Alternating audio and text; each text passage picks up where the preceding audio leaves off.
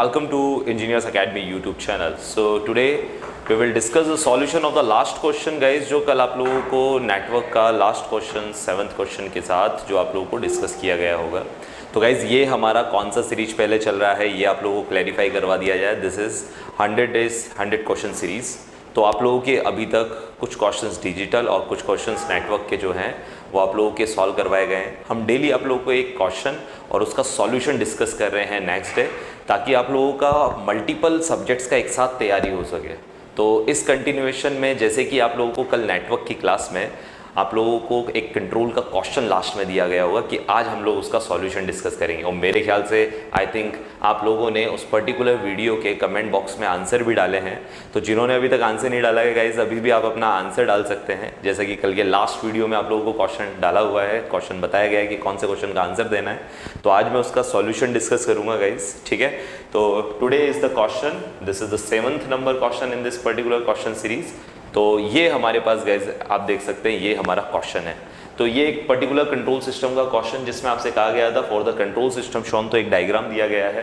Damping ratio zeta की value अगर 0.5 हो तो उस केस में आप लोगों को अपने बीटा यानी कि अननोन की वैल्यू कैलकुलेट करनी थी. तो फटाफट से आप लोग जो हैं वो इसका कमेंट बॉक्स में अभी भी आंसर डाल सकते हैं. मेरे ख्याल से आप लोग इसे सॉल्व कर सकते हैं. तो लास्ट वीडियो में वैसे भी आपको कमेंट डालने को कहा गया था. और ध्यान रखना आज इसका सॉल्यूशन करवाने के बाद गाइज मैं आपको कल के लिए भी एक क्वेश्चन दूंगा जिस पर्टिकुलर क्वेश्चन का आंसर आप इस वीडियो के कमेंट बॉक्स में डाल सकते हैं, ठीक है. जिसे क्लैरिफाई करूंगा मैं कल पूरा ओवरऑल कंप्लीट सॉल्यूशन उस क्वेश्चन के लिए लेकर आऊँगा, ठीक है. तो अभी इस पर्टिकुलर क्वेश्चन पर हम लोग डिस्कशन कर लेते हैं, ठीक है. तो what is the solution for this particular question, let's talk about it, ठीक. तो इसका सॉल्यूशन हम लोग डिस्कस कर लेते हैं. 1 minute, here it is. The question is this one and the solution is here. तो गाइज जैसा कि आप देख सकते हैं आप लोगों को सबसे पहले यहाँ पे एक फॉरवर्ड पाथ और एक फीडबैक पाथ दे रखा है. तो आप लोग इसमें अपना BDR प्रॉपर्टीज़ लगाकर इसे सॉल्व कर सकते हैं. BDR प्रॉपर्टी जिसमें आप इस फॉरवर्ड पाथ के एलिमेंट को अगर x कहें और फीडबैक पाथ एलिमेंट को अगर आप y कहें तो इसका फॉर्मूला नेगेटिव फीडबैक के साथ this is x upon 1 plus XY is the formula. तो हमारे पास as you know that it's formula is x upon 1 plus XY is the formula for the negative feedback. तो according to this formula अगर मैं इसे solve करता हूँ तो ये हमारे पास this is 5 upon SS plus 2 is the value of the x for the forward path. And for the feedback path this is 1 plus, first of all the x value is 5 upon S plus 2 is here, and here it is beta s is here it is. So when we will solve this one then it will be 5 upon s square plus 2 plus 5 beta s will be here. तो आप ऊपर नीचे LCM लेके cancel out करेंगे then this will be the value of the particular this parameters transfer function. अभी आप लोग इसके साथ सिंप्लीफाई करें तो बताइए हमारा फाइनल डायग्राम क्या बनेगा. तो फाइनल डायग्राम पर अगर मैं बात करूँ तो ये हमारे पास something point and here it is k. तो गाइस k कांस्टेंट है जिसका वैल्यू 2 है तो आप डायरेक्ट 2 पुट कर सकते हैं. और हमारे पास अब ये जो ब्लॉक बचा हुआ है जिसका ट्रांसफर फंक्शन हमने यहाँ लिख रखा है this is 5 upon S square plus 2 plus 5 beta and here it is S will be here, ठीक है. दैन दिस इज़ आउटपुट और ये आप लोगों के पास दैन यूनिटी नेगेटिव फीडबैक है. Here it is.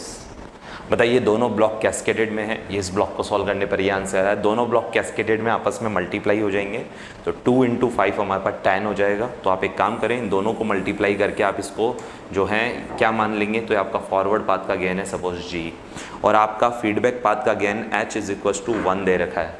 तो गाइज बताइए ये आपका एक फॉरवर्ड पाथ एक फीडबैक पाथ, आप इससे कैरेक्टरिस्टिक इक्वेशन बना सकते हैं. तो फाइनली आप लोग इसका ब्लॉक डायग्राम सॉल्व करके अपनी characteristic equation I think everyone knows this is 1 plus GSHS is equal to 0 होता है. यानी forward path into feedback path.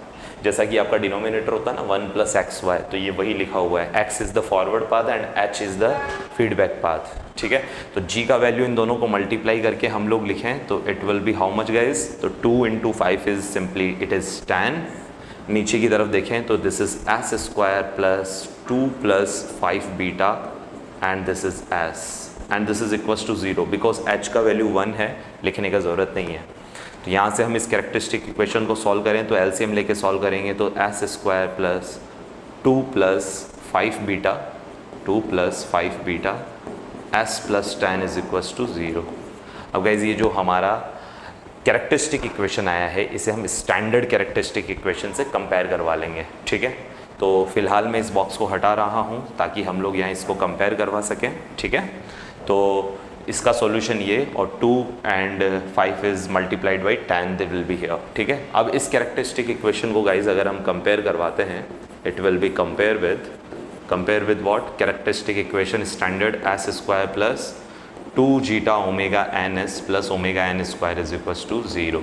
तो बताइए कंपेयर करवाएं तो कांस्टेंट को कंपेयर करवाएंगे आप लोग, तो omega N square is equals to 10, so here omega N is equals to root 10 will be here. Next S का कोफिशिएंट यहाँ पर हमारे पास 2 zeta omega N will be here, and that side that will be 2 plus 5 beta was there for the coefficient of S. Zeta की value put करेंगे, तो zeta की value कितनी है गाइज, तो जीटा की वैल्यू 0.5 आपको क्वेश्चन में दे रखी है, तो जीटा की वैल्यू आप पुट करेंगे। And how much is the omega N here, तो omega N is root 10 is here and it is 2 plus 5 beta will be here. So guys आप लोग 0.5 से 2 कैंसिल आउट हो जाएगा। आप लोग इसे सॉल्व करें, मेरे ख्याल से इस इक्वेशन में beta is the only unknown, तो आप लोगों के पास कैलकुलेटर होता है एग्जाम में, तो आप अंडर रूट 10 माइनस 2 करेंगे और डिवाइड बाई 5 करेंगे, तो ये आप लोगों के पास 0.23 के आसपास आपके पास आंसर आएगा। So 0.23 is near about your answer. This is your correct answer. ठीक है, तो मेरे ख्याल से सिंपल क्वेश्चन था। तो इसका ट्रिक यही था इस क्वेश्चन का कि कभी भी आप लोगों को अगर कंट्रोल सिस्टम का कोई जीटा या ओमेगा एन से रिलेटेड क्वेश्चन आता है, यानी कि आपके डैम्पिंग रेशो या नेचुरल फ्रिक्वेंसी ऑफ ऑसिलेशन या डैम्पिंग फ्रिक्वेंसी ऑफ ऑसिलेशन से कोई क्वेश्चन आता है, इट मीन्स आपको अगर जीटा और ओमेगा एन नाम से कोई भी क्वेश्चन या कोई भी डेटा दिया हुआ हो, तो आपका मेन फोकस जीटा और ओमेगा एन से रिलेटेड सिर्फ और सिर्फ कैरेक्टरिस्टिक इक्वेशन पे होना चाहिए, बिकॉज आपकी स्टैंडर्ड कैरेक्टरिस्टिक इक्वेशन जो ये वाली इक्वेशन है, यही आपके जीटा और ओमेगा एन क्वेश्चन को सॉल्व करने में आपकी हेल्प करती है। तो आपको कुल मिलाकर क्वेश्चन को किस तरह से सॉल्व करना है, आपको कुल मिलाकर कैरेक्टरिस्टिक इक्वेशन फाइंड आउट करनी होगी। और कोई भी ब्लॉक डायग्राम दिया है तो आप उसकी कैरेक्टरिस्टिक इक्वेशन बना सकते हो। आप चाहो तो इसका ओवरऑल ट्रांसफर फंक्शन निकालो और उसका डिनोमिनेटर देख लो। तो हम लोगों ने वही किया था, इसको पहले सिंप्लीफाई किया, 2 से मल्टीप्लाई किया, फिर जो बचा हुआ है उसका ट्रांसफर फंक्शन का डिनोमिनेटर लिखा, जो कि हमारी स्टैंडर्ड कैरेक्टरिस्टिक इक्वेशन होती है 1 प्लस GSHS बराबर 0, और उसको हमारी इस इक्वेशन से जीटा ओमेगा एन वाली से कंपेयर करा दिया, जो फाइनल सॉल्यूशन आया। ध्यान रखना एस स्क्वायर का कोफिशिएंट 1 होना चाहिए कंपेयर कराते समय, इस बात का बहुत अच्छे से ध्यान रखें। एस स्क्वायर का कोफिशिएंट 1 होगा तभी इस इक्वेशन से कंपेयर करवाना है, अदरवाइज एस स्क्वायर का कोफिशिएंट पहले 1 बनाना है। ये छोटी मोटी गलतियाँ हैं जो एग्जाम में इस पर्टिकुलर कंसेप्ट से हमारे पास गलती हो सकती है, ठीक है गाइज। तो ये ओवरऑल डिस्कशन और ये हमारा बीटा का आंसर। तो जीटा और ओमेगा इनके क्वेश्चन सारे कैरेक्टरिस्टिक इक्वेशन से सॉल्व होंगे। अब गाइज नेक्स्ट कल के लिए आप लोगों को मैं एक क्वेश्चन देता हूँ, तो आप इस वीडियो के कमेंट बॉक्स में उसका आंसर ज़रूर डालें, तो आप लोगों के साथ मैं कल उसका सॉल्यूशन डिस्कस करूँगा। देखते हैं कि कितने लोग इस क्वेश्चन का सही आंसर देते हैं, ठीक है।